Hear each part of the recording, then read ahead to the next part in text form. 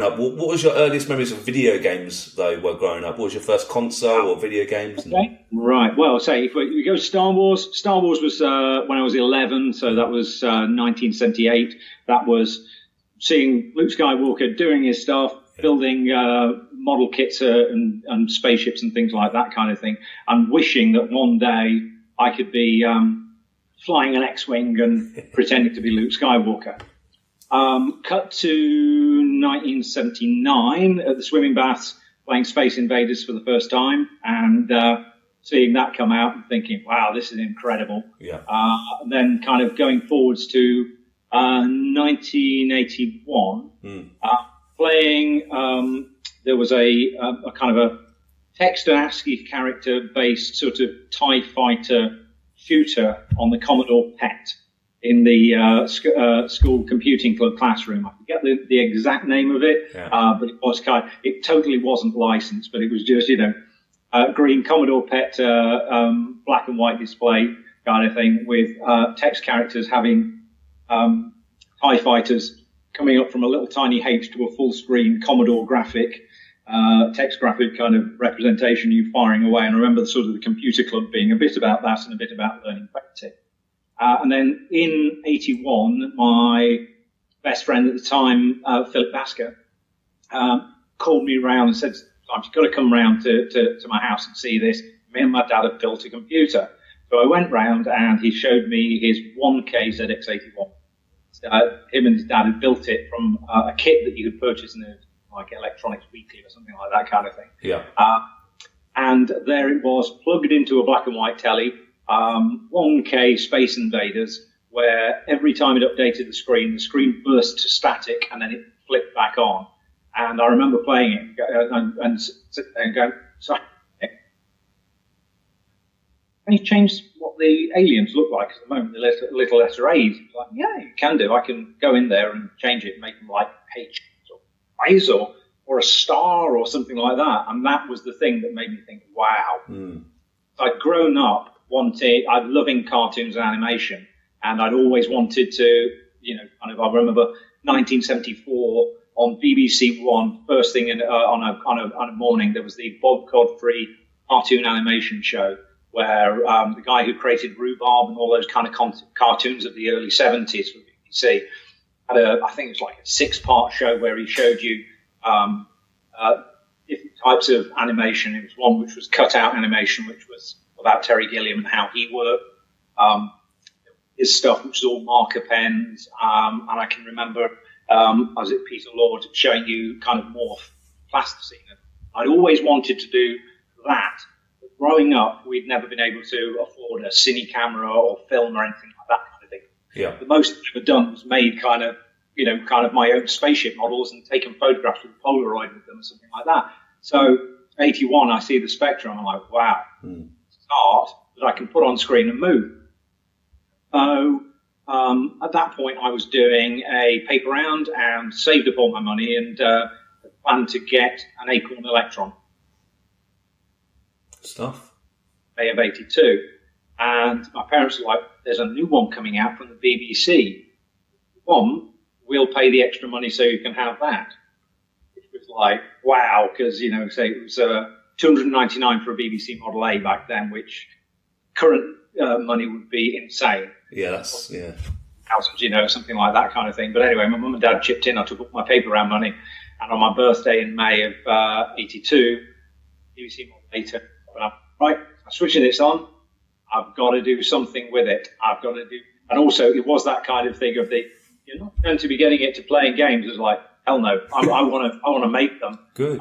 So I just sat around trying to teach myself how to code. Got the old Your Computer out and looked at the listings, the BBC Guide to Programming and stuff. And one of the great things about the BBC Micro, it had all these wonderful colours. So for the first time I could go, I want something that's red. It wasn't like taking the back of your felt tip pens and scribbling all over a big area of paper, trying to get a nice solid red. I could just go bang, and that was red on screen. So learning how to, with various, sort of like draw badly with a couple of potentiometer joysticks and art packages and stuff like that. And gradually I was like, okay then, what I'll do is I'll write my own game. So, version of Pac-Man, version of Lunar Lander, or something like that kind of thing. And around about that time, through various different sort of connections and contacts, I got a Saturday job at a computer shop in Derby called First Point, which was kind of a pub for all of the sort of Derby computer geeks at the time. So I was kind of working there on a Saturday in my spare time doing all this sort of stuff. And actually, and this is kind of one of the things, first ever kind of published game was after the BBC Micro had come out. The guys in the shop said, well, what we'd like to do is put together some games so we can cash in on that, because there aren't many games for the BBC apart from Toy, Snapper and stuff like that kind of thing. Yeah. So actually, one of my first published game, and I've still got to put this on my website, was this one here, which is Star Force Lander, which was a basic, BBC basic kind of like lunar lander game in 3 colours, which they put out on cassette, and we sold a few hundred copies or something like that kind of thing. Nice. But like, wow, that was the way in. So I'd written sort of versions of all of your kind of games in BASIC. But the only problem was the fact that using the B as it was, you could only kind of put, you couldn't, put anything more than coloured characters on the screen. So your enemies, your spaceships, all had to be a single colour. Yeah. So it made me jump into machine code, which was to learn 6502, the assembler that was on the BBC, to actually plot coloured sprites. One of the great things about the BBC Micro was the fact that you could write in BASIC, and then in line within the BASIC, you could write pieces of assembler code as well. So I cut my teeth in writing machine code in writing kind of a sprite display routine. That allowed me to write basic logic, driving multicolored sprites that were in the machine. So that was kind of my next thing. So I was like, okay, then I'm writing a game in my spare time. And I'd seen recently at that point Jetpack by, as was then ACG, actually, Computer Graphics, or played the game. Jetpack. So I wrote a little sprite editor, made a little guy with a jetpack and bits and pieces, and put together a very, very simple single screen platform. Fly around the screen, avoiding like everything because it was all death. Pick up a little fuel pod on one side of the screen and go back and take it back to a waiting UFO on the other side of the screen, zig. Yeah. Things. And I started writing that. And my other best friend at school was a guy named Stu Gregg. Stu ended up working in the games industry with some time afterwards. But he used to come around, and it was kind of we'd sort of do bits and pieces of programming together and stuff like that, play Chucky Egg, and just hang out. And I'd been writing this game for a few months, and he was like, "Oh, you should stick that on a tape and see if you can send it off somewhere and get it published." Yeah. Like, yeah, go on. I was like, all right then. You think so? He's like, yeah, go on. So I put it on a tape and sent it out to a couple of places. It takes a sip of coffee. So I sent it out to ANF Software and Micropower, or Program Power as it was back then. Yeah. ANF Software came back with a rejection letter saying, well, because your game isn't 100% machine code, we can't publish it because our protection system requires all games to be 100% machine code. So right. Like, okay, fair enough. Program Power came back and said, here's a list of 10 things we'd like changing, but if you could do those, we'll be happy to publish it. I was like, get in. So I took on their feedback, made the changes, reduced the number of levels, did various different pieces, I think put a high score table in, a few bits and pieces. And yeah, so there I am doing my A levels, and I published a game whilst I was working at a computer shop in Derby and stuff, and that was fantastic. That went on to, that was the name of the game was Jet Power Jack. Yep. They'd been inspired, I think, by John Williams' game Jet Boot Jack. Ended up working with John Williams many years later. So that went on, and I ended up doing a conversion for the Acorn Electron as well. And they got Gary Partis to do a Commodore 64 version of the game. So that was kind of my first foray into game publishing. Good stuff. which was really cool. As I say, I was kind of 17, 18, and it was like, I make a thing and you give me money for it and it's stuff. So I was doing my A-levels. I'd kind of, I've always been very artistic, but I've also got kind of like that logical kind of brain, so I can kind of step both at field. I ended up kind of coming out of my O-levels, or with really good art qualifications, but really good maths and science qualifications. And it was, what do you want to do for your A-level? So I was like, well, can I do computing, please? And it was like, well, it's only half an A-level, and because you've chosen maths, physics, and chemistry, because art's not a real subject and won't get you a job, you can't timetable it. So I was like, okay then, so I can't do art, which was kind of one of those things that you don't become an artist. No, there's no jobs in that. Yeah. And computing, it clashed with all the timetables, so I ended up doing maths, physics, and chemistry. Well, I hated all of them, did a miserable job of them, and spent most of my time during my pure maths teaching my maths teacher how to code, because he was running the computer course, which fell in the lessons after my maths lessons. I spent more time in the computer lab doing this kind of thing. So I crashed out of my A-level, miserable results, and I had been intending to go on to university to do computer science. But my backstop was doing computer studies at Trent Polytechnic, just in Nottingham, because they'd got a much lower bar, and I kind of went along. And actually, to be honest, out of all the places that I've ever been to, this was the really friendliest one. Nice. It wasn't really surly. It wasn't some kind of, I remember going down to, the university down south. Oh, crikey. I forget now. It was the place that they filmed Clockwork Orange. Okay. Kind of down south. The university there. It was this blasted concrete, brutalist nightmare, and I thought, I want to come down here. So actually, when I went to Trent Poly, and they were like, hello, have a cup of tea, how are you, and all this kind of stuff, I was like, I'm in. So I did 3 years at Trent Poly, and absolutely loved it. It was kind of 1980s computing, so I was learning COBOL and Pascal and learning about networking and all of this kind of system architecture. And one of the cool things about it was everybody that Poly was ex-industry. So you were always having somebody that said, when I was at ICI, we did it this way, or when I was at the name of other companies. So you always had that kind of, it wasn't too abstract, it was always grounded in something practical. And I absolutely stormed through my first year. Second year of my computer studies was to actually do a year in industry. Brilliant. And they actually turned around and said, well, we've got an opening for you at IBM. Which, IBM in the 80s was like going to work for Google or Apple. Yeah. It's brilliant. Cool. Where, how, whatever. So, well, actually, it's an opening in the Nottingham office. Like, even better. I don't have to live away or anything like that kind of thing.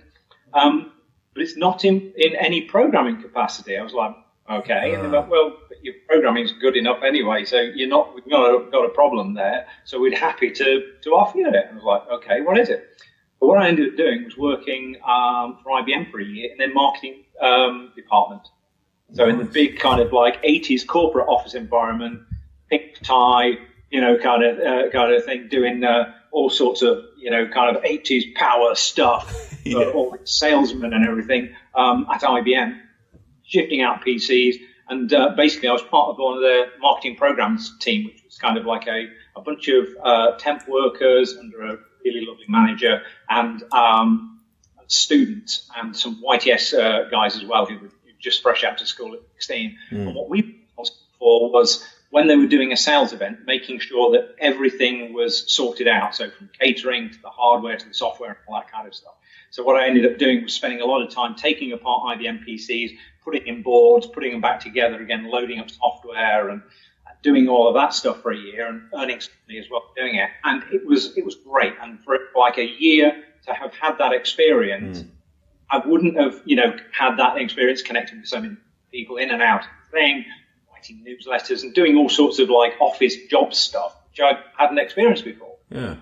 During that year, I actually was out one night and met my wife, Jane, wife-to-be Jane, back then in 85. So I finished that year, and they all kind of said, "Oh, do you want to come back afterwards?" I was like, "Yeah, thanks, but no thanks." Went and did my year at Trent, final year at Trent Poly, and came out actually head of the year with a distinction and all sorts of cool stuff, which was terrific. Yeah. And then it was kind of like, what do you want to do in, as a real job? Well, I'd gone back to working at First Bite on my Saturdays and everything. And at that time, a little crew of people that sort of hung out were Chris Wrigley, Rob Toone, Andy Green, Terry Lloyd. All were sort of like friends of mine that I'd made through the shop. And those guys had, at that point, got together and written Bounder, the 64. Now, those guys had written Bounder using a monitor, not an assembly thing, literally a monitor. So sitting there, writing down the 6502 and then hand converting it to numbers and then typing those numbers in, and they got an entire game out of that. Wow. Picked up by Gremlin Graphics in Sheffield to do that, which was just an astonishing thing, sort of thing. Not only in the fact that they'd all got jobs out of it and they were working, making games in like 1985, 86 as a full-time career, but also this staggering kind of thing of writing a whole game using a monitor. Which is, because even Terry had to have drawn all the graphics on on paper and converted all the pixels to bytes and then typed all the things in, which is just insane. And they managed to do that. Those guys had gone off and doing that. I'd been doing my Saturday job, and I was kind of gearing up to, okay, I've had this 3 amazing years talking about serious computing. What can I do? I thought, well, I want to do something at least graphical. Excuse me. Let's have a sip of coffee before it gets too cold. Yeah. And there was a local outfit called Lasermaker, which is just in my hometown. And those guys had sort of set up, and what they did was they wanted desktop publishing software. They were working with big typesetting machines, because back then you needed like a £20,000 dedicated terminal to program a typesetting machine and actually get all your fonts and kerning and layouts done to actually be able to print out. And what they wanted was somebody to come in and build them a graphical interface that you could run on a PC, but a fraction of the cost, even back then. £1,500 for a PC with some software to drive these things. So I went in there, and I can distinctly remember, this dates it, we're looking at a three button mouse and going, so how do you interface with these things?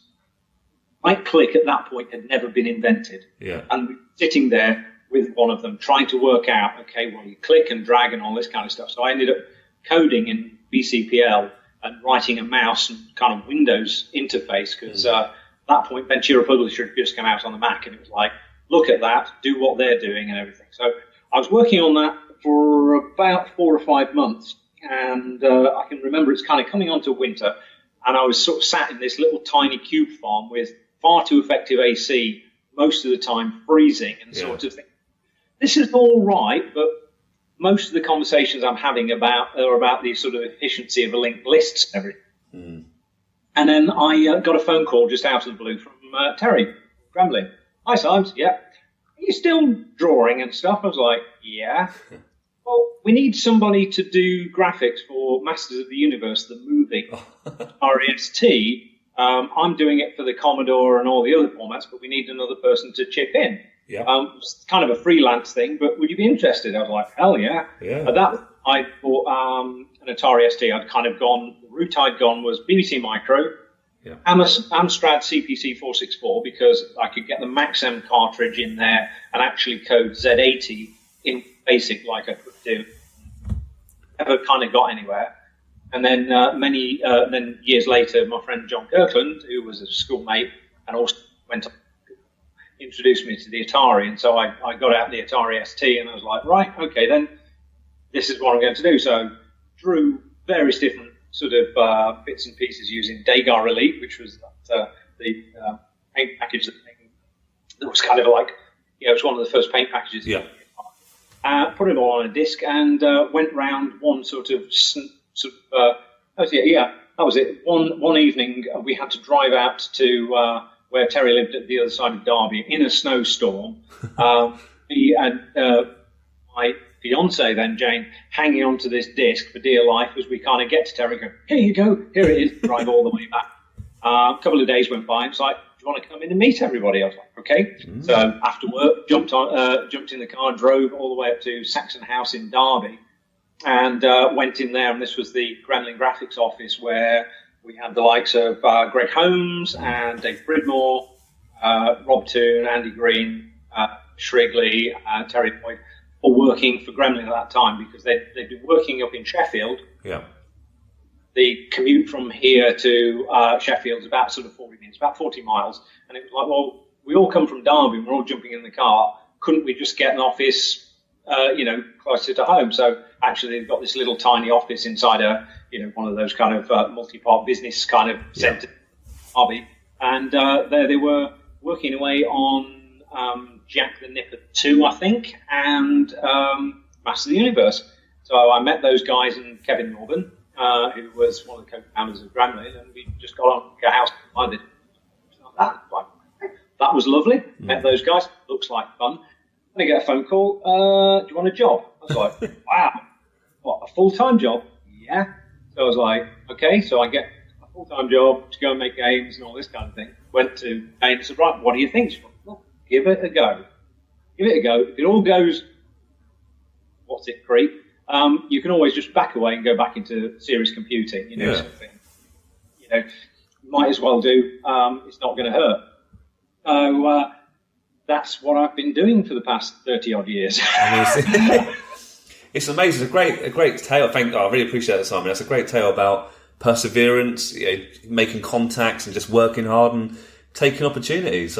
That's really interesting. Yeah. Well, I say that's kind of like one of those sort of things that I kind of think of, and it was quite interesting. I was watching a piece with Kevin Smith the other day on one of his podcasts, and he actually was saying that he always got advice from his sister when he was putting together his first movie. It was like, look, you're a filmmaker, you just haven't had your film made yet. And I guess looking back on it, that's kind of the attitude that I'd always had, which was, I'm a games maker, I am just going to do it. And in fact, actually, thing that I've learned is just get on and do it. Just put in the work, put in the hours, keep doing it. Yeah. Because until you keep doing it, you don't know whether you can do it. And also the other one as well is that you will level up. Back in 2009, we'll go back and talk about my career in this. Back in 2009, I really wanted to take up digital art because I had a huge period of time where I'd not made any art on the computer. And I thought, well, how do I do this? I was like, well, first of all, I'm just going to concentrate on drawing. So it was literally every night sitting there with a drawing pad, drawing something. And the promise I made to myself was, whatever I do, I actually finish the drawing I've started. Yeah. Because everybody who's an artist has got reams of sketch pads where you've got an eye or an ear or a leg or something or other, or a bit of a tendril or something, and then you're on to the next page. And I was like, no, I'm going to do this. So I filled the sketchbook with kind of drawings of pin-ups and things like that kind of thing that were completely nothing to do with making games, but were just like, this is real. I know this is really hard to do, so I'm just going to keep on doing it. What I did was I sketched it, inked it, coloured it in, and what happened was I realised that by going through the full cycle of that, although I may have started with a bad drawing, I'd also kind of ranked up my colouring or my line work. So when I had a better drawing, I was already in a better position to finish it off. So I kept doing that. Then made the switch to, right, okay, then I'm going to use a digitising tablet. I'm going to scan these things in. I'm going to colour them in using Photoshop. So I did that. And then basically that was the pathway forward to doing, gaining my own confidence with art. And so therefore it's like, okay, I can draw this, I can do this kind of stuff. And actually, over the past 10 years, getting more involved in the art side of games because I'd had to kind of away because I became a designer for a long while and stuff. And really it is, all about doing that. And the other side of that as well is to say to any of your listeners, if you ever want to get in the games industry, just put in the work, kind of thing. Whether it's, kind of the tools are out there. Yeah. Get Unity. You can get Unreal for free now. 3D packages, paint packages. Blender is as good as anything that you're going to need to build for a game. There's countless art packages out there. don't cost anything. Yeah. Sort of thing. GIMP, for one of them, is as good as, it's got 90% of what you need for Photoshop. And at kind of 50 quid, you can pick up Affinity Photo or Clip Studio, which are amazing paint packages, and just get on and make your own stuff. You can do it and do it and do it. You can self-publish now. You can put it on an Android phone. You can put it on a PC. You can keep doing it. And once you gain that experience, once you've ranked up, knock on the door of your favorite games publisher and go, hey, I made this. Can I talk to you?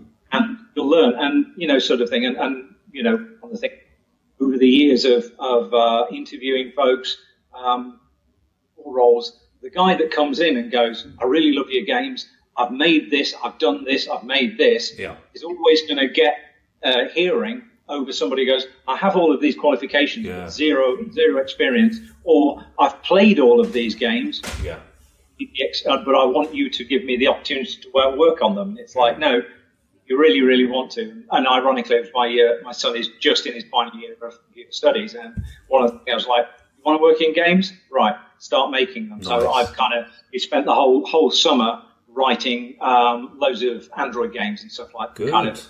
Right, from the get-go, you've now written more games than I had when I joined the games industry. Wow, yeah. Know all that because you've just gone through the cycle so many times, and that's the sort of way in. So if any of the listeners out there want to do it, just on those tools are out there.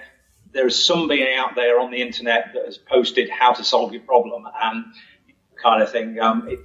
There's never been a better time to make or get into games. Good. Tools are amazing. So yes. Anyway, so that's how I got into professional games. That's good. It's good. Good advice. You may agree, we may disagree, but you're certainly very well known for Rick Dangerous. Okay, that is huge. I love the game. I played it again recently. I think it's brilliant. I used to play it a lot as a kid growing up. Did another George Lucas film, Indiana Jones, help inspire you? And what was your first? Yeah, how did you first get the idea of Rick Dangerous, and what exactly happened? Okay, so we've been at Gremlin for a number of months, and Gremlin had to shut the Derby studio and said, right, you're going to go up to Sheffield, or do you want to take redundancy? And we went, we'll take redundancy and we'll do something here. Yeah. And at that time, Jeremy Smith, who was a sales manager at Gremlin, came down and went, guys, I could keep the office open here if you want to work for me. And we all went, yeah, all right then. So then we had to come up with a series of games. So whilst I was working at Gremlin as a graphic artist on Masters of the Universe, Skate Crazy, and all of those kind of things, in the background I'd said to Andy Green, I have an Atari ST, what's the technical jiggery-pokery stuff that I need so that then I can actually start programming this thing? Because once I get in, I can do the logic, but it's deciphering those gnarly hardware technical manuals is beyond my kind of thing. Andy just went, here, these about 8 lines of code, put the machine entirely under your control, and it's a big bag of memory. So in the background, I'd been teaching myself how to code 68,000, started work on Switchblade, which was going to take me another 18 months, 2 years to make. So me and Terry Lloyd, are sat there going, right, okay, what are we going to do for games ideas? And we sort of sat there in it was a Tuesday afternoon, I think it was, in this little office in Saxon House, and we're sort of going around. I said, right, let's write down what's being done at the moment. And I can remember distinctly Black Tiger had just come out from Capcom, so that was Swords and Sorcery off the list. And we kind of went through Space Shooter, this, and so. And I don't know which one of us said it, but we just went, what's never been done? It's a really good Indiana Jones game. Yeah. Had the arcade games, you'd had Pitfall, but never had you had the sense of that sort of first 5 minutes of Raiders of the Lost Ark. Yes. You're in a tube, it's full of traps, it's spring-loaded, and it's coming at you. So we're like, that'd be cool. I remember at the time also I'd seen Joe Blade on the Spectrum with its little squashy characters. I was like, I like those. Yeah. And so kind of drew this little sort of sketch of a squashy little sort of Indiana Jones character like that. And kind of kicked around with Terry's like, what would we do for the gameplay? So it was rolling boulders, being attacked by bats, spikes coming at you, blow darts coming at you. And as we were kind of drawing out these little cartoons of things that could happen, I was like, hang on a minute. I reckon there's a really, really simple piece of code that could provide all of these things, the entire game. And I'm sure what we could do is have a sprite that starts off either deadly or kind of not harmful in any way. And then when you hit a trigger box with your little character, it could turn deadly or go away. So that would give you spikes that appear or disappear. Yeah. And then what we could do is they all start off static or invisible, and then we could play an animation. So therefore, if I walk into a space, all of a sudden the blow dart appears and fires across the screen. Yeah. Back. And very, very quickly, I kind of formulated this really, really simple system that would allow us to do pretty much everything that Terry came up with. So it's like, okay, then I've got bats, I've got gates, I've got this thing or that thing. And we're just going, no, this works. So talked to Jeremy and the guys and like, what do you think? So he took our little sort of cartoon storyboards. I've got some scans of those on my Rick Dangerous page on the on my website. Yeah. And took them around, and we got I think it was Microprose or Firebird. One of the two, I think it was Firebird, wasn't it? Was the original publishers, and they came back and said, yeah, please make this for us. Yeah. So we set about making it, and we kind of made it in about 4 to 5 months, with myself doing all of the sprite graphics, Terry doing all of the background graphics. I was coding the 68,000 version, so the Amiga and the ST versions. Yeah. Dave Pridmore doing the Z80 versions. Stu Gregg, who had my old school friend, who'd kind of come into Gremlin by US Gold, working on the Commodore 64, I think, or was it Chris Shigley? I think it might have been Stu at that point. Okay. And then John Kirkland, my schoolmate, working on the PC version. So there we were, this little team, and we had Bob Churchill and Rob Toon helping out with the design of that. And one of the things I actually did was I also wrote a lot of the sprite cutting tools that we had. So what I was able to do was to draw all of the artwork on the Atari, and then down versions for Spectrum and blocked out versions for the Amstrad. Yeah. And actually what I did was wrote a system which would actually take the Atari screens and create the data for the Spectrum and the Amstrad and the Commodore. So I never had to touch those machines. So I could basically draw all the sprites and then go, right, guys, here's all the art. Yeah. And then Terry would hand me the character graphics, pass those through. So we had a really, really efficient tools pipeline, as you'd call it today. Or Simon's bit of code that split it out and shot it down to everybody's systems, which meant that we could work really, really fast. And then the other side of it was the fact that when we came to designing it, what we did was we designed the whole game so it would kind of work within the limitations of all the systems. So, for example, all the sprites were 24 pixels wide by 20.5, Commodore 64 pixel size. So we weren't having to try and do anything different. We just drew to that size. 256 characters, which worked with the Commodore and was memory efficient for everybody else. It was a flick screener for things like the Spectrum. And also it was 32 characters wide, so it would work on the Spectrum. The maps would work on the Spectrum as well as they would on any other system. So that was kind of the thing where it was like, we didn't want, kind of maps having to be redone on different systems just because the screen was eight characters wider or slightly taller or anything like that kind of thing. So that meant that if it worked on one system, it worked on them all. Very clever. That was kind of how we did it. So we whizzed through that and shot that out. And the weird thing about Rick was, although we finished it really early on, of course, first games, it didn't get published until about 89 because the guys that had it hung on to it for a while. So weirdly, we moved on to other games by the time that Rick actually came out, which was kind of crazy because every other game I've ever worked on, the moment you press the final build, it comes scorching out and goes onto a disc or gets uploaded in a second. Interesting. You're right cramming up to the end. But yeah, that was kind of wild and crazy. Did you feel like once you completed it, did you feel that it would become the game it became, or did you almost forget about it? Oh, absolutely no. I mean, that kind of thing. It was one of those kind of ones that we were happy to have completed. We'd had fun making it. we'd had some really strong discussions about how difficult it was to be. And it was the very first time I'd ever kind of had a situation where you realise that in the office, when you're playing this broken game day in, day out, you can unconsciously work around all of the things that kind of like cause problems, bugs and things like that. And you become adept with the game in ways that no other human being can do. Yeah. And I can remember distinctly one afternoon, it's a location that was halfway down the Egyptian level. So Bob and Rob have got this particular piece where you drop down and you're having to do a jump. And it was like, oh, it's easy. All you have to do is wait for the timing to be right. And then basically a blow dart is coming underneath them. And they're like 1, 2, 3, 4, 5, 6, 7, 8 jumps over these blow darts, and then kind of time it and all this kind of thing. I was like, we can't do that, because if you're having to do it and explain it to me, and I literally can't do it. What in hope has anybody got to play it out there? So we actually made the game easier. Oh, really? Yeah. Yes. Now the thing is, in hindsight, I have learned many years later how difficult Rick was. We never intended it to be this. Yeah.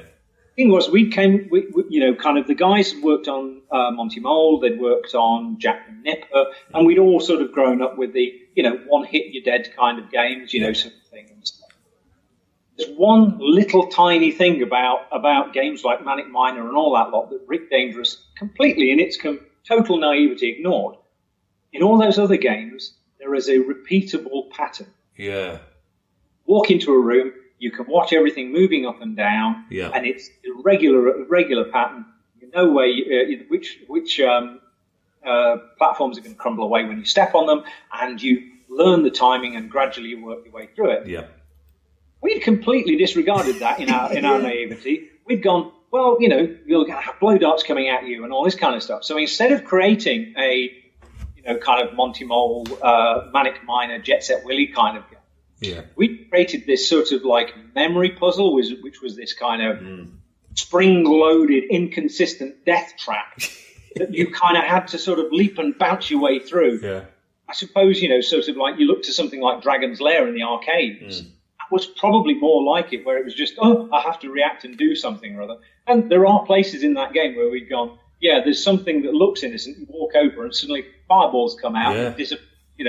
And so we've not thought about that. It was just one of those kind of things that we'll take the controls that we know from this, we'll do this, we'll change this one element. And that's where we ended up creating this game. That was, kind of unique and unlike any other. And, we were really happy that it did reflect that opening to Raiders, sort of thing.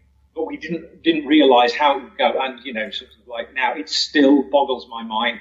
I get letters to this day from who go, I played this, I loved it. And it's such an unexpected and tremendous privilege, because you're entertaining somebody that you'll never meet. Yeah. And actually having that kind of thing, particularly with this, is it's kind of you've kind of created something that represents a time in someone's life. Yeah. And who sat there on the sofa or in their bedroom with their mates, laughing at one another, passing the joystick, having another go. And that's, priceless, to actually help form those memories. And then it's quite wonderful when somebody comes and gets in touch and goes, hated that game, but thank you. Yeah. That's just amazing, sort of thing. Because I would never have thought that anybody would have remembered it 12 months later, never mind 30 years or something like that. So that's quite wonderful. But it has been one of those kind of ones that, in those early years where you'd kind of get a taxi. It's like, what do you do? Well, I make games. Oh, any of it heard of Sonic the Hedgehog then? No, you wouldn't have heard of any of them. Yeah. I've got a few now that people will have heard of, sort of thing. But then there are these nice surprises of games like Rick that come back and something. That loved it. So yeah, that's kind of where we got to with Rick Dangerous and its difficulty. Yeah. I mean, I'd agree. I think it's those games where it can be frustrating. I've almost chucked my joystick away in anger, but you keep want to do the level. You want to keep getting past the next boulder and the next screen. It's got that kind of weird magnet to the game. I think it draws you in. So Yes, yeah. If I just get it right this time, I know that I'm gonna, and it is that sort of thing which we happened upon purely by chance, and say is built on the back of the rule set and the games that came before it, but we broke one particular rule and didn't realise it. Yeah. Wow. It worked. No, and you kind of mentioned it earlier. It's almost like a puzzle game in a weird way, isn't it? You have to learn where to jump, and it's frustrating, but also, just you want to keep going. It's a great game, I have to say. Fair play to it. And the signature, that was me and Terry screaming our heads off into a little condenser mic tape deck, making ridiculous noises, and then we picked the funniest. And mine just happened to be the funniest. That's a great fact. That's where that one came from. That's a great...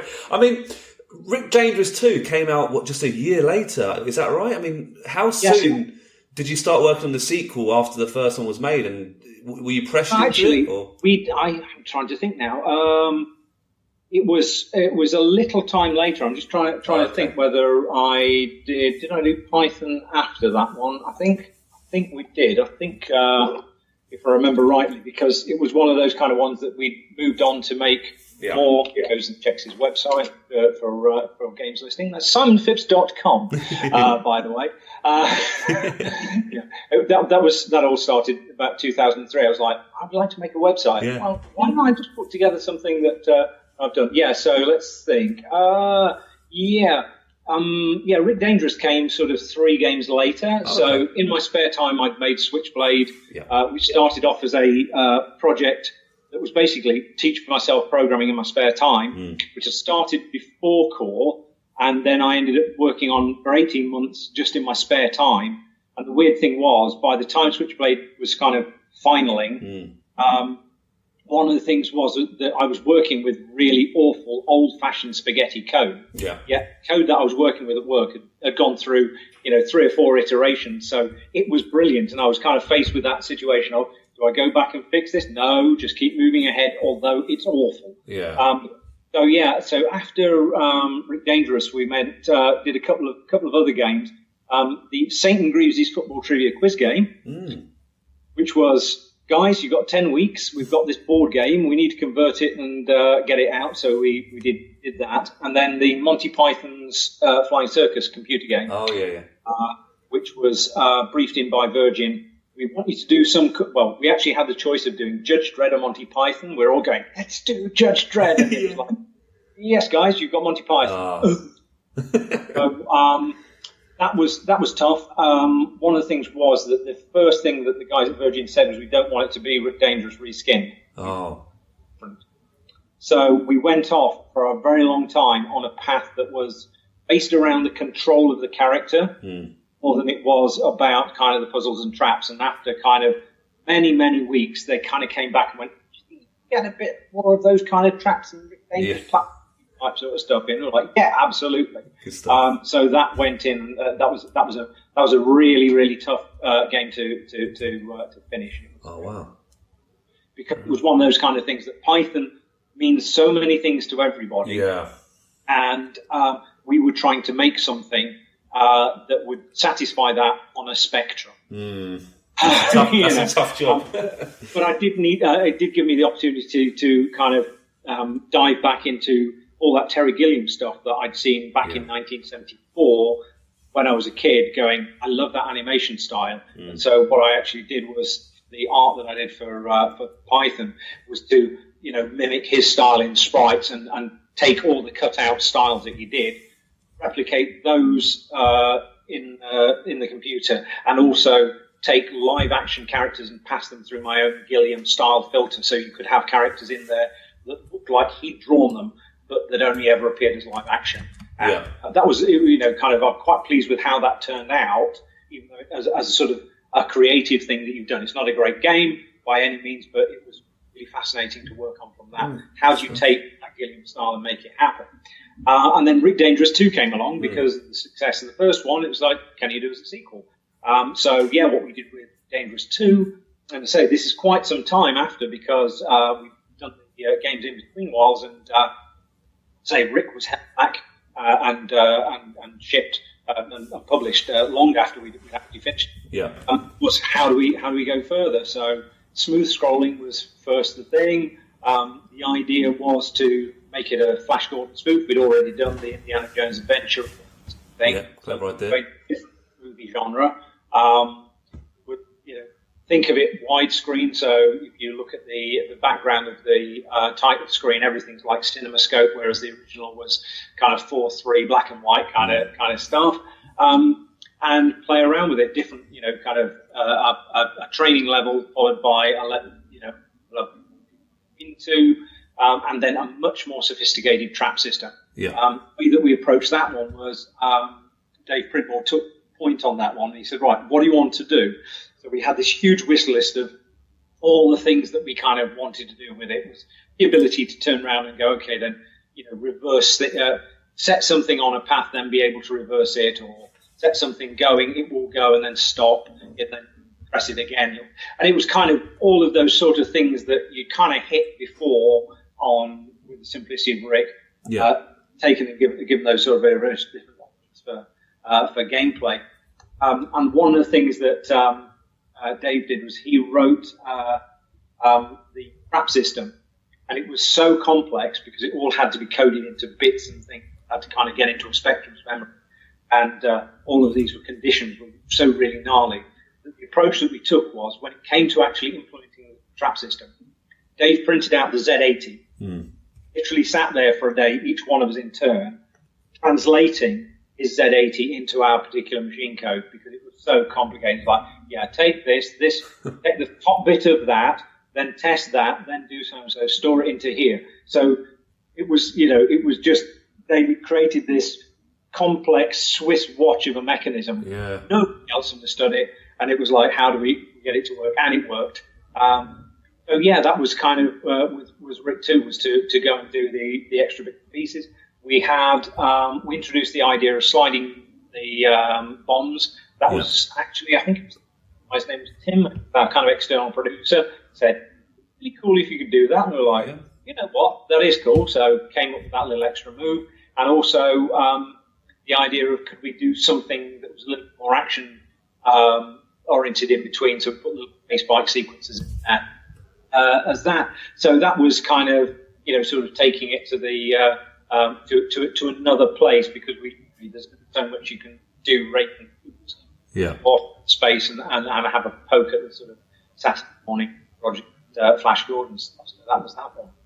Yeah, good. I mean, it was well received. It did very well, didn't it? As well, Rick Dangerous 2, just like the first game. Was there pressure, or was there any inkling in your brain to say, let's do number 3, let's get the trio, let's do another Rick Dangerous? We'd always kind of hinted that, kind of at the end, it goes into some sort of teleporter and goes somewhere else. Yeah. And in the back of my mind, it was like, do we do sort of like, kind of going back into the sort of 40s and 50s genre? Do you do private detective or something like that kind of thing?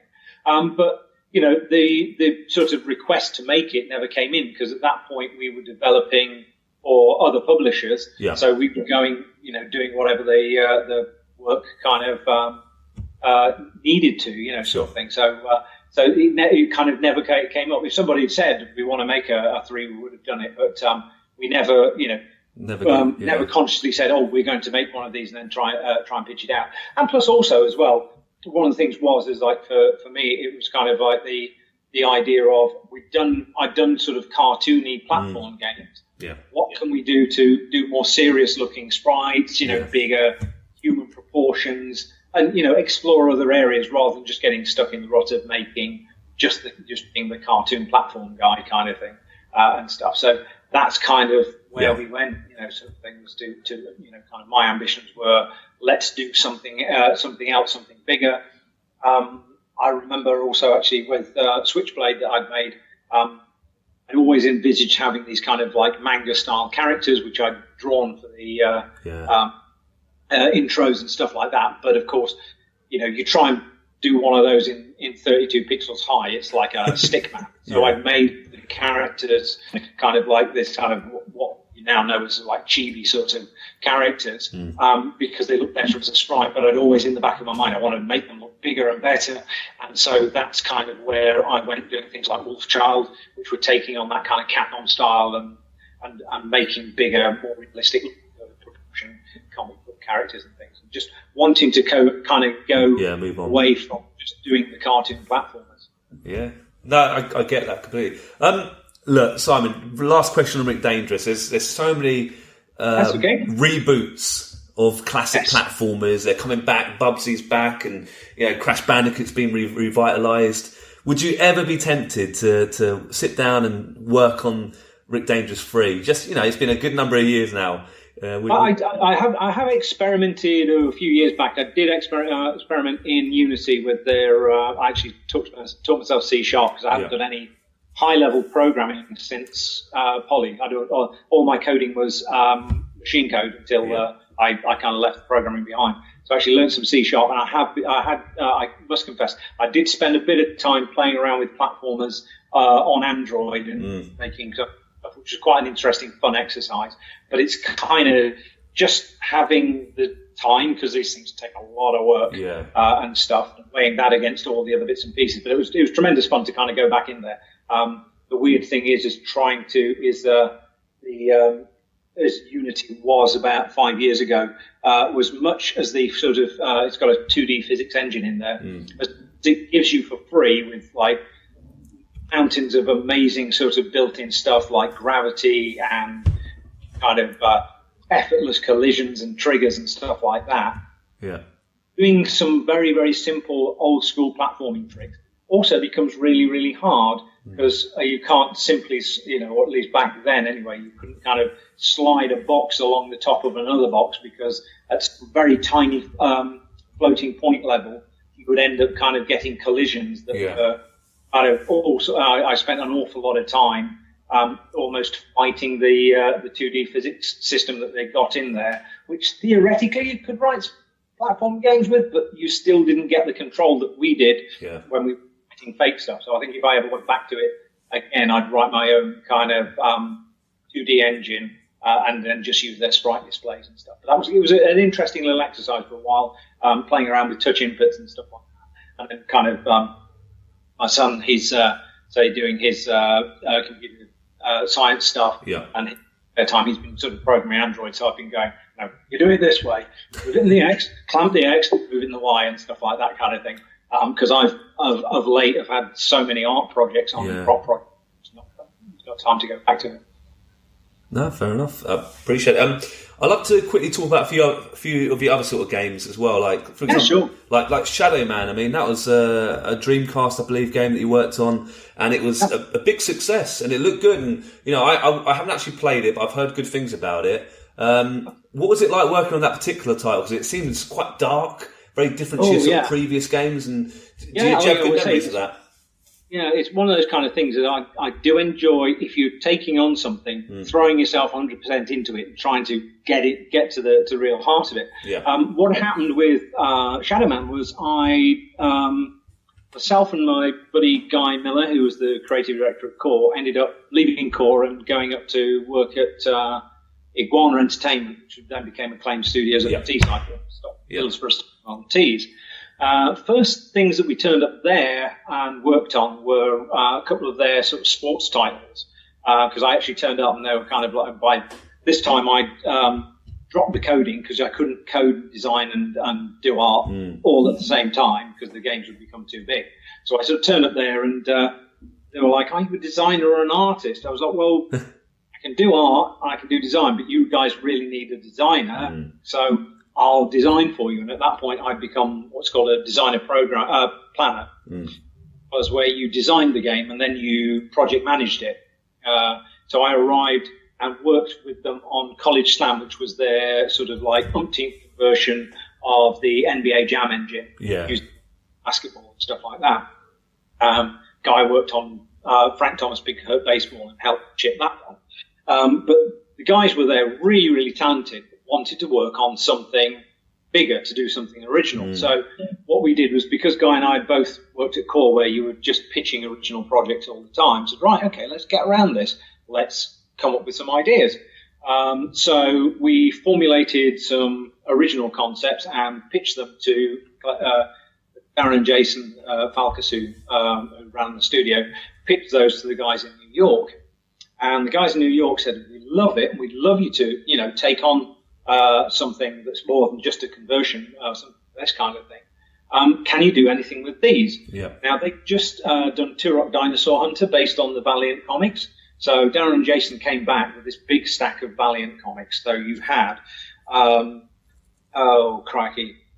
Now, Bloodshot, which was kind of like a Terminator game. Mm-hmm. Trinity Angels, which was kind of a 3 super heroines in a kind of a Russ Meyer type spoof kind of thing. Yeah. Oh, man. Exo Man War or something like that kind of thing. And then there's this Shadow Man. Mm. Shadow Man had been a Valiant comic for a long while, and then had just been rebooted by Garth Ennis and Ashley Wood. Garth Ennis writing it, Ashley Wood painting it with his kind of almost Bill Sienkiewicz style of stuff. And it's really moody and really cool. And Guy and I were like, what? This would be really, this is the one that has most really interesting potential, because the premise was that Mike Loire had effectively sold his soul to the devil and had his chest implanted with this voodoo mask, which allowed him to become the Lord of Deadside and to pass between our world and the land of the dead and sort of hunt down monsters that had come through. And the land of the dead was this place called Deadside, which was very sort of vague in the comics, and the comics had only sort of been running for maybe 3 or 4 issues and everything. And we're like, you know what, this is really, really cool. I'm sure we could do something with it. And we came up with this idea of, okay, you have this game which has the Land of the Living, where you play Mike Loire, and then you then pass over into Deadside, and then come back at night at Shadow Man and see the world through a different sort of light.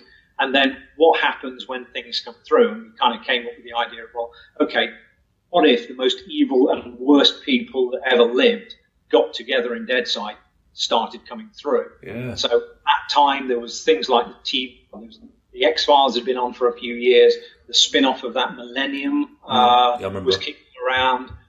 And it was sort of like all in there. So we sort of hooked into that. There was a vibe of Seven and stuff like that. And we kind of came up with this crazy plot and built off of mine and Guy's experience of kind of wanting to do something like a Legend of Zelda game, where you're accumulating weapons and items that acted as keys to open up the world and everything. Yeah. Kind of came up with this sort of concept, which folks actually years later, when it came out in the N64 and started looking, were like, this is like Zelda's evil twin, which is a great compliment, because that's kind of those were sort of the language and the ideas and the structure that we kind of built on. The other components of that were the fact that at that time, one had taken on a genius guy called Ed Skio, who had written this amazing 3D engine. He said, I don't know what to do with it. We're like, we'll have that. Can you make one of these? And so that became the bedrock of the Shadowman and Acclaim's engine. And then we had terrific artists like Andy Wright, Trev Story, Nick Patrick, Andy Catlin, were all there, Mike Musket, who really got into it. And those guys really sort of embraced the whole kind of Deadside, zombies, monsters, and everything like that.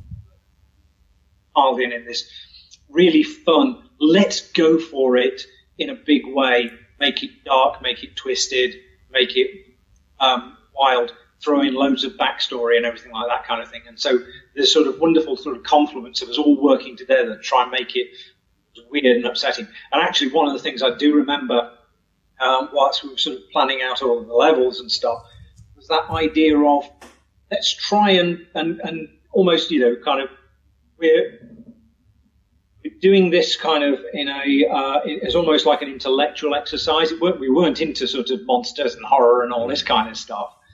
But it was like, what's the weirdest stuff and most unsettling stuff that we can put in a video game?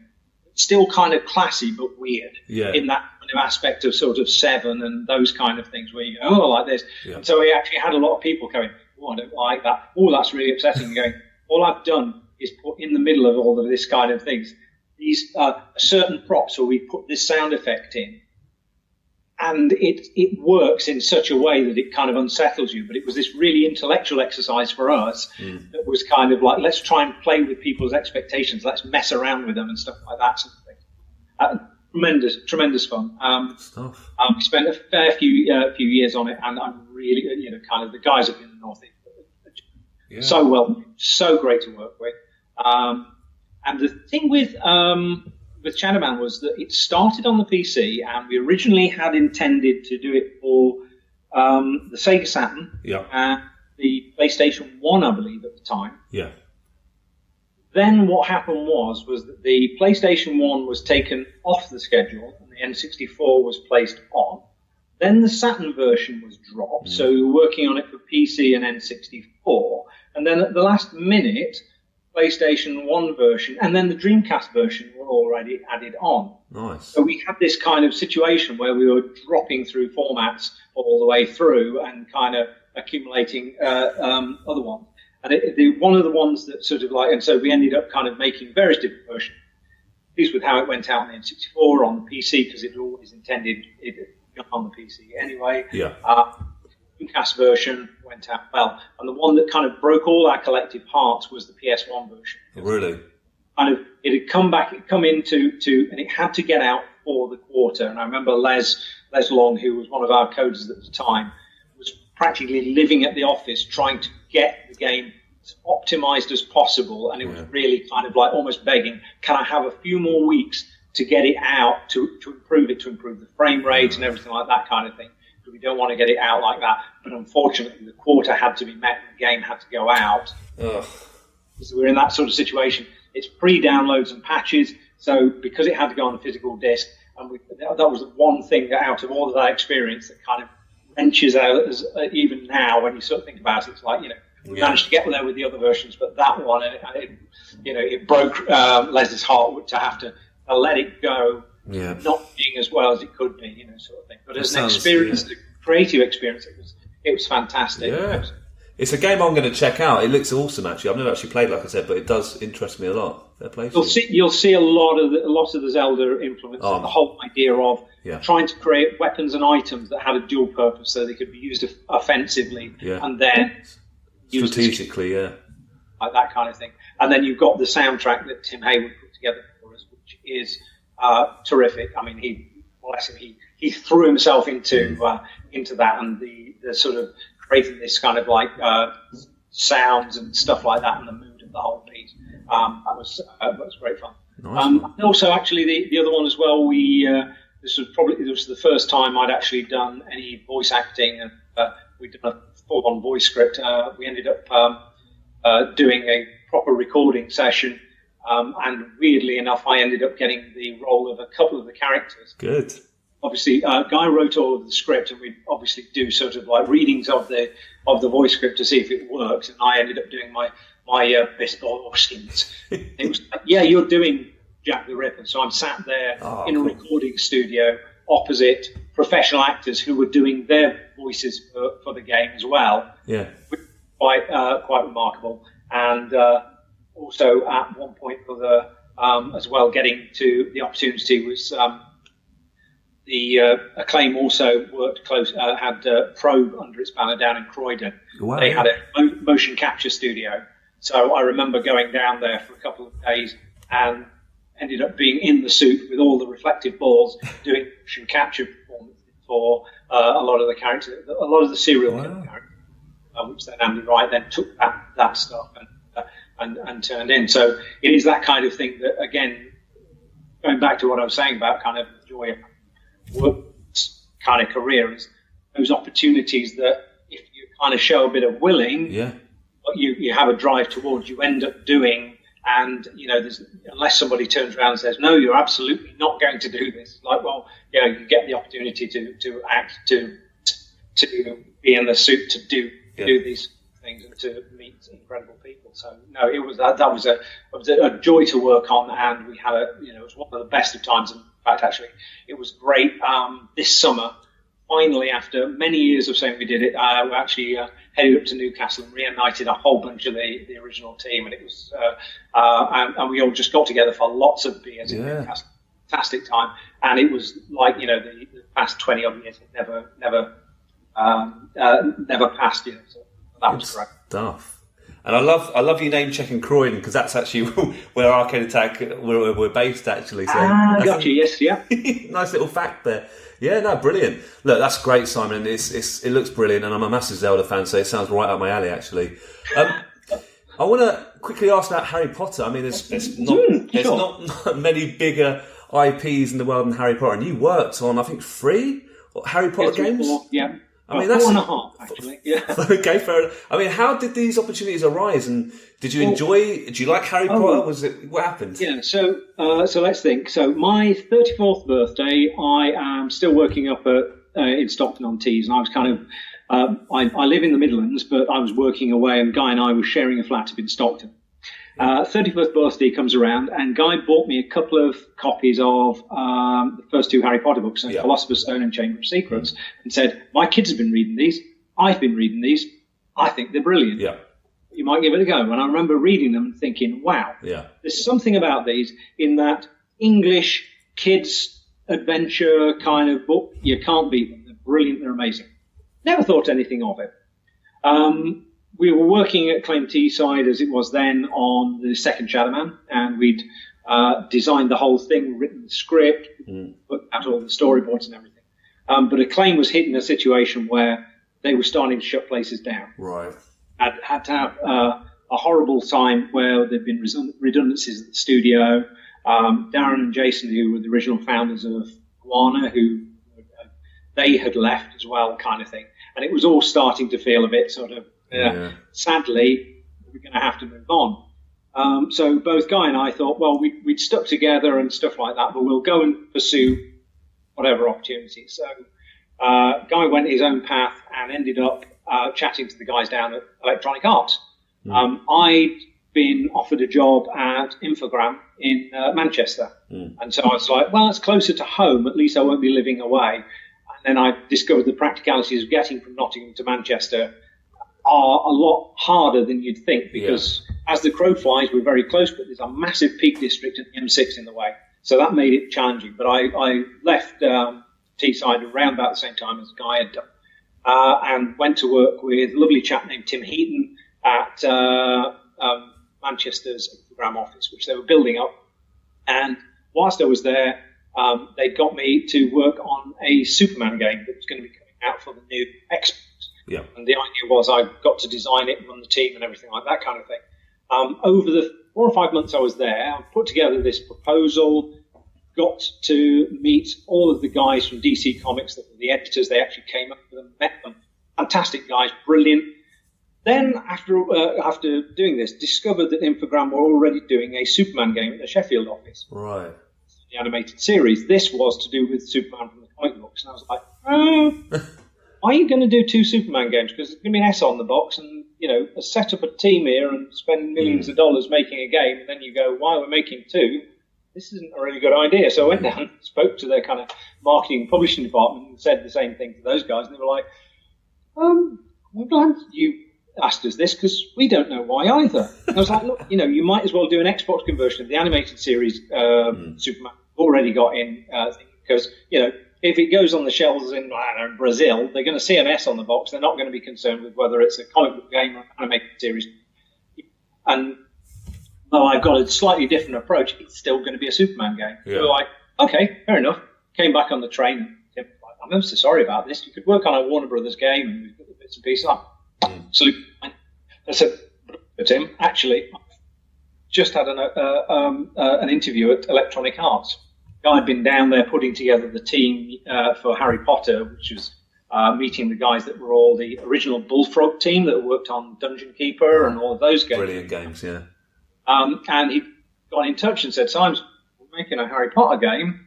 I need a designer, sort of thing. Do you want to come along? And I was like, okay, then let's come down. So I met all the guys down there, Colin Robinson, who was the head of Jeff Hammond, all those guys, and we clicked, and they offered me a job. So I was like, I'm sorry, I'm going to have to leave you, after such a short period of time. And Tim was like, no, that totally understand, and this, that, and the other, best of luck. And Actually, about 18 months ago, I met those guys from EA. They're really, really nice, aren't they? I was like, yes, they are. 2 years later, I'm walking up the stairs in the big building that was in Inception, which was the Chertsey offices, and Tim comes walking down the stairs. I got working for publishing, so we all ended up there in the end anyway. So yeah, that's how I went down the standard interview and got the job and landed in the middle of the Bullfrog team, as was, and those guys have been several months starting to ramp everything up and come up with the idea of the game. So I joined in with Guy, a chap named Andy Kerridge, who was and we started to pull together how you would make a Harry Potter game there. That was kind of drawing on all the experience we'd had with Shadowman, first-person action adventures and stuff. And then the other one as well, whilst I was at Core, I worked on Asterix and the Power of the Gods. One of the things, that was my first, it was kind of my second, after Python, really proper licensed game. And with Asterix, what I had done is I'd been pulled in to do the design portion of the game. What I did was took all of the Asterix books and to try and come up with a central thread for it, found every instance in some 30 Asterix books, all the things that were called out as an ingredient for Magic Potion, and referenced them and wrote notes. So when we pitched to Sega and ultimately Les Editions Albert René, I could say, right, in this country you get this potion ingredient, that country you get that potion ingredient, here's the reference, this is the panel on the page, so this is authentically Asterix, and it gives you that kind of big map screen of Gaul and going around Europe, and then the excuse to visit all of these things underneath the banner. So that always set the experience for going into Harry Potter. So when it came to doing a Harry Potter game, it was like, okay then, what do we want to do? We want to tell the story of the Philosopher's Stone. So we have to have an adventure which is fundamentally linear, that takes you through the beats of the story. So I went through the book with Guy, broke down this kind of massive kind of reference notes of, on this page you do this, on that page you do this, and got the key plot elements of Harry going through the Philosopher's Stone storyline. Yeah.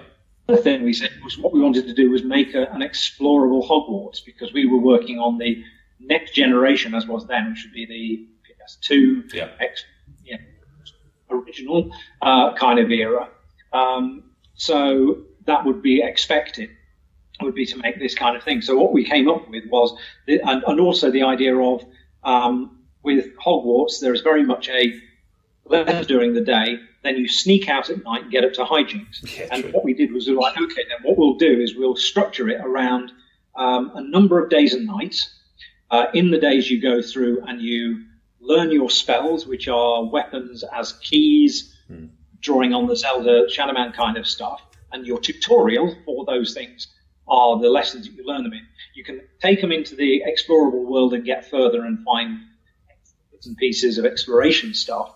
And then what we'll do is we'll send you out on missions at night, things to sneak out, and then we will push in. You will, like Harry, Ron, and Hermione, come across the events which set the major plot line of Philosopher's Stone into play. So finding the trapdoor and Fluffy and all of that. Remember it all those many years ago. And so that's kind of how we sort of set it up. We've got, a phenomenal team of coders from Bullfrog, artists, Isley and Rachel Huntington, who were doing the concept art, from a team of world artists, and we kind of kicked off with that one with an idea of doing it.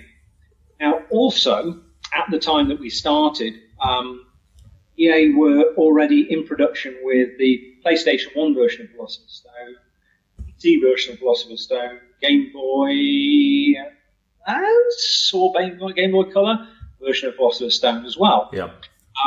And what happened was that because we were an in-house design resource, we were also asked to help out those guys with the various different external projects.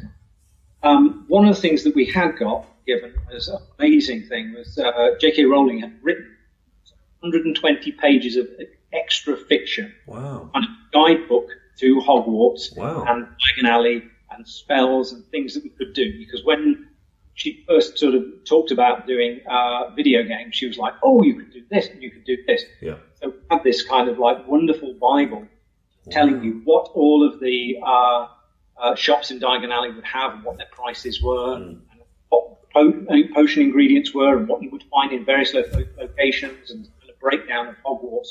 She'd seen it. So we had that as well. So one of the things that we realized as we were looking at these games that were being developed externally was she had a very specific kind of how Hogwarts fit together. Yeah. Of the world were.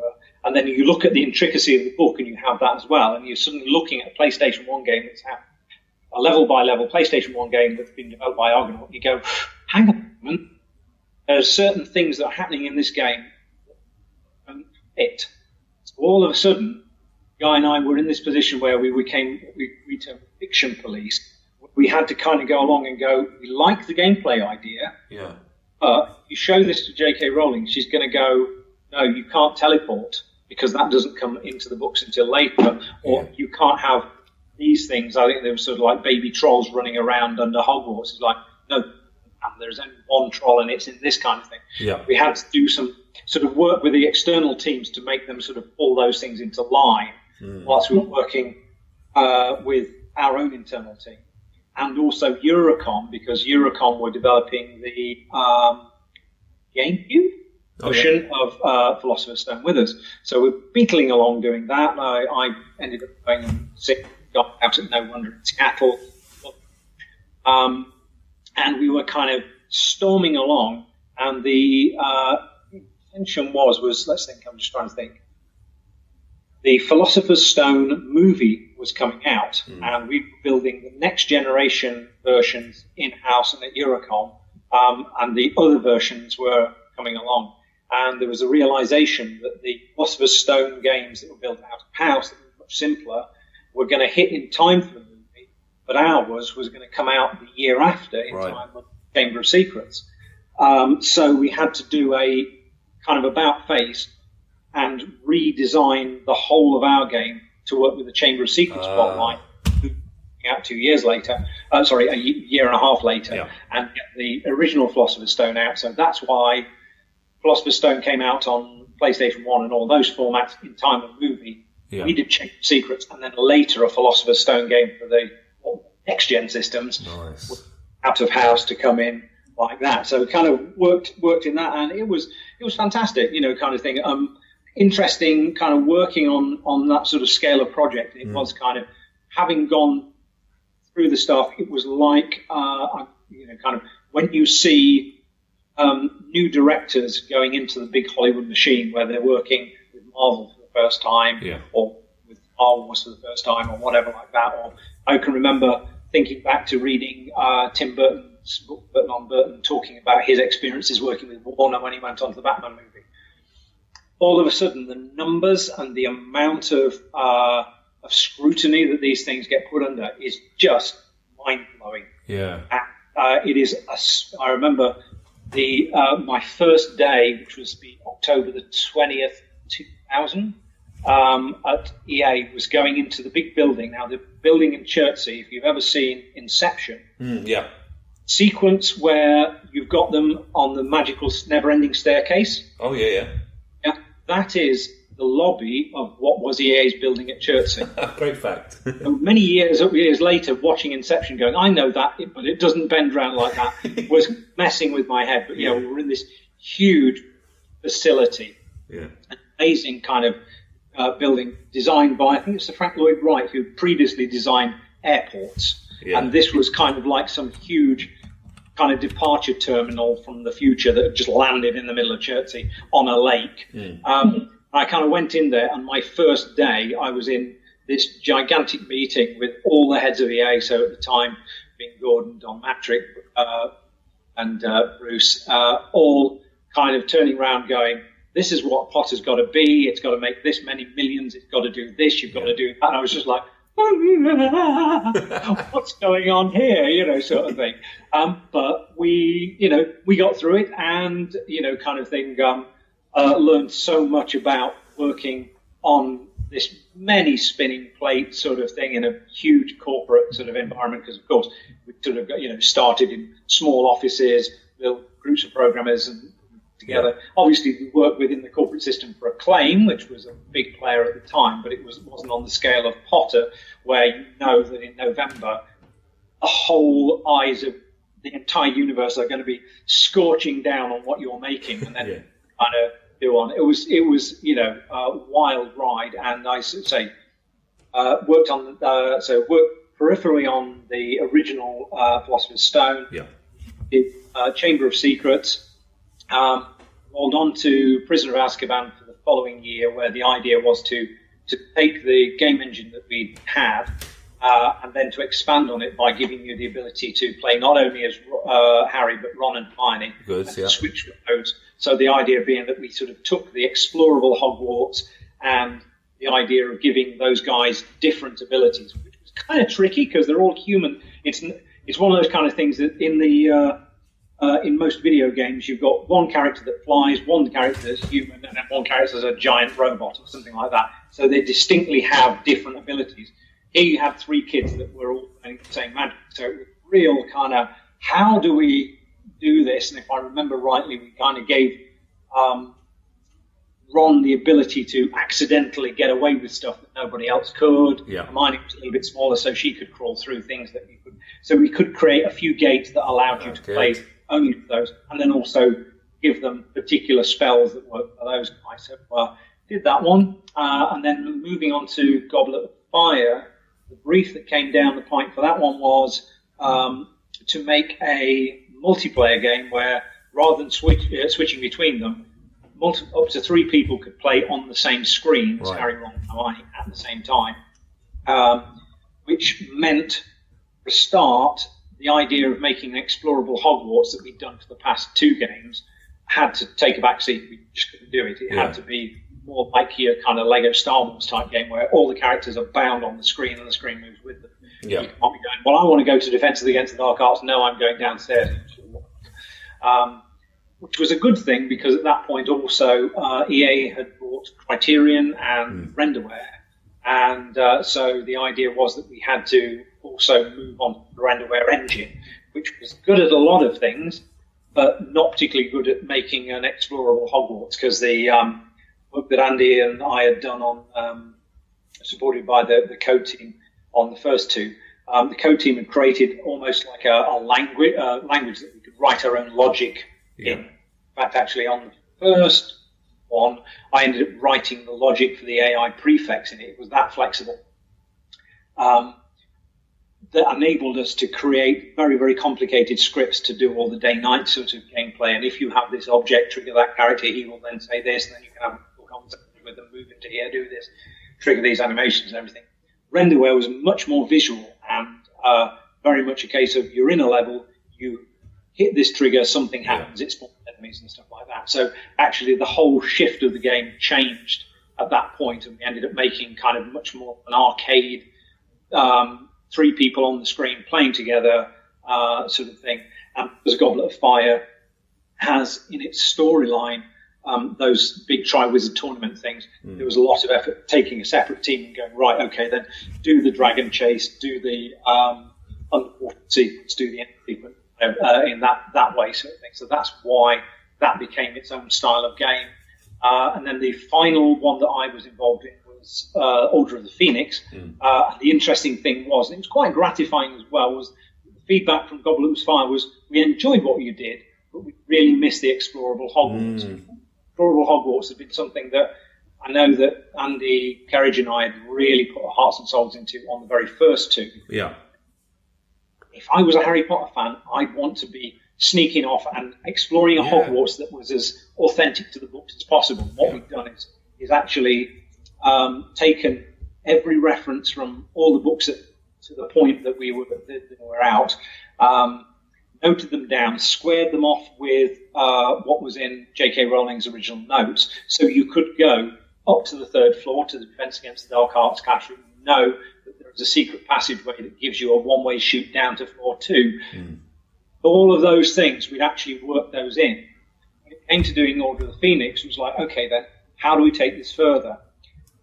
one of the things that happened during the cycle of Potter was the relationship with Warner Brothers and everything it had always been good, but it had got even more close and integrated, and we were working closer with the guys that were working on film, because obviously they've got their own pressures. They've got to make a movie every year, and they don't want it by anybody or whatever. So the sort of relationship and trust built up over the years of working, and in fact, actually, I was privileged enough to go to the set and tour the sets, which was quite astonishing. And it was a really wild day sitting there in the canteen having food. You've got all of the cast, all the kids in their Quidditch gear and their robes, all this kind of thing.